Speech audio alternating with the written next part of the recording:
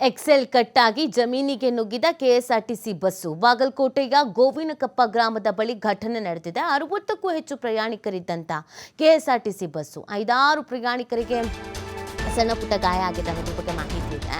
ಅದೃಷ್ಟವಶಾತ್ ತಪ್ಪಿರೋದು ಭಾರಿ ಅನಾಹುತ.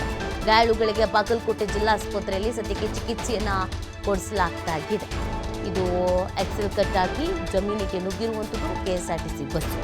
ಬಾಗಲಕೋಟೆಯ ಗೋವಿನಕೊಪ್ಪ ಗ್ರಾಮದ ಬಳಿ ಘಟನೆ ನಡೆದಿದೆ. ಬಸ್ಸುಗಳದ ಈ ಥರದ ಅವಾಂತರಗಳು ನಡೆದಾಗ ಭಯ ಆಗತ್ತೆ. ಅದಕ್ಕೆ ಹೇಳೋದು, ಈ KSRTC ಆಗಿರ್ಬೋದು, BMTC ಆಗಿರ್ಬೋದು, ಪ್ರೈವೇಟ್ ಆಗಿರ್ಬೋದು, ಮೇಂಟೆನೆನ್ಸ್ ಇದೆಯಾ ಚೆಕ್ ಮಾಡ್ಕೊಳ್ಳಿ. ಯಾಕಂದರೆ ಸುಮಾರು ಸಂಖ್ಯೆಯಲ್ಲಿ ಜನ ಓಡಾಡ್ತಾ ಇರ್ತಾರೆ. ಇದೇನಾದರೂ ನಿಮಗೆ ದೊಡ್ಡ ದೊಡ್ಡ ಸಿಟಿಯಲ್ಲಿ ನಡೆದುಬಿಟ್ಟಿದ್ರೆ, ಯಾವುದೋ ಅಂಗಡಿಗೆ ನುಗ್ಗಿಬಿಟ್ಟಿದ್ರೆ, ಅಥವಾ ಯಾವುದೋ ಮನೆ ಒಳಗೆ ನುಗ್ಗಿಬಿಟ್ಟಿದ್ರೆ, ಅಥವಾ ರಸ್ತೆಯಲ್ಲೇ ಆಗಿಬಿಟ್ಟಿದ್ರೆ ಏನಾಗ್ತಿತ್ತು ಹೇಳಿ, ಅಥವಾ ಹೈವೇಯಲ್ಲಿ ಆಗಿಬಿಟ್ಟಿದ್ರೆ ಎಂತೆಂಥ ದುರಂತಗಳು ಸಂಭವಿಸ್ತಾ ಇತ್ತು ಹೇಳಿ ನೋಡೋಣ.